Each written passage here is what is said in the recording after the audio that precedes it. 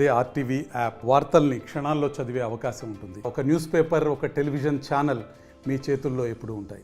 తెలంగాణ ప్రభుత్వం కొద్దిసేపటి క్రితమే మరొక 2 గ్యారెంటీలకు సంబంధించినటువంటి అమలు ప్రక్రియను అయితే ప్రారంభించింది. మనతో పాటుగా పాలకుర్తి ఎమ్మెల్యే యశస్విని రెడ్డి ఉన్నారు. మేడం, ఎట్లా అనిపిస్తుంది? మహిళలకు సంబంధించినటువంటి 200 యూనిట్లకు సంబంధించినటువంటి కరెంటు బిల్లు విషయంలో, అలాగే గ్యాస్ బండ విషయంలో ఒక నిర్ణయం అయితే తీసుకున్నారు. దాని ఇంప్లిమెంటేషన్కు కొద్దిసేపటి క్రితమే 10 మంది లబ్ధిదారులకు కూడా ఇచ్చినటువంటి పరిస్థితి ఎట్లా అనిపిస్తుంది? ముఖ్యంగా పాలకుర్తి నియోజకవర్గం ప్రజలకు ఇది ఎట్లా మేలు చేకూరుస్తుంది అనుకుంటున్నారు?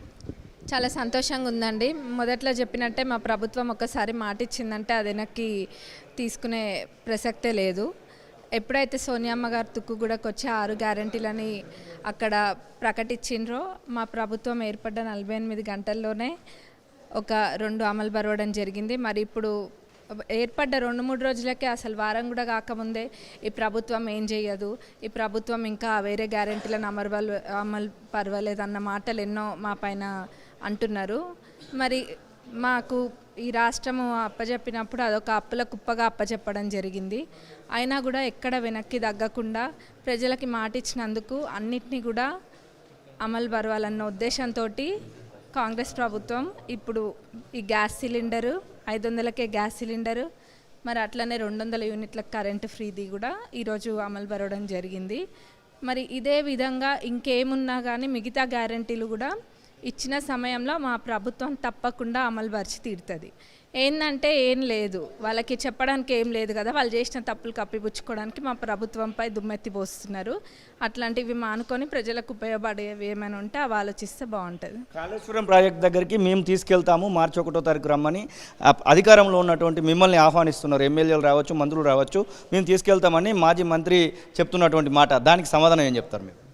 మేము కూడా ఆహ్వానించినాం కదండి. వాళ్ళు అప్పుడు వచ్చి చూస్తే బాగుండేది, ప్రజలకు కూడా మంచిగా అనిపించేది.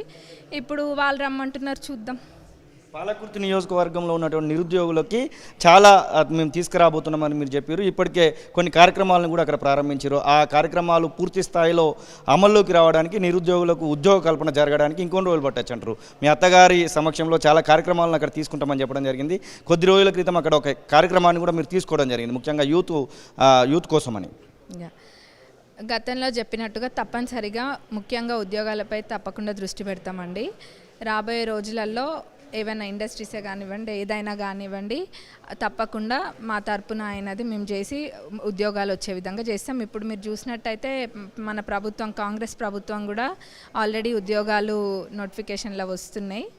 మరి గత 10 ఏళ్లలో జరగనివన్నీ కూడా ఈ 5 ఏళ్లలో తప్పకుండా మా ప్రభుత్వం చేసి చూపిస్తుంది. మరిన్ని వీడియోస్ కోసం ఛానల్ ని సబ్స్క్రైబ్ చేయండి, లేటెస్ట్ అప్డేట్స్ కోసం వాట్సాప్ ఛానల్ ని ఫాలో చేయండి, అండ్ లింక్ డిస్క్రిప్షన్ లో ఉంది.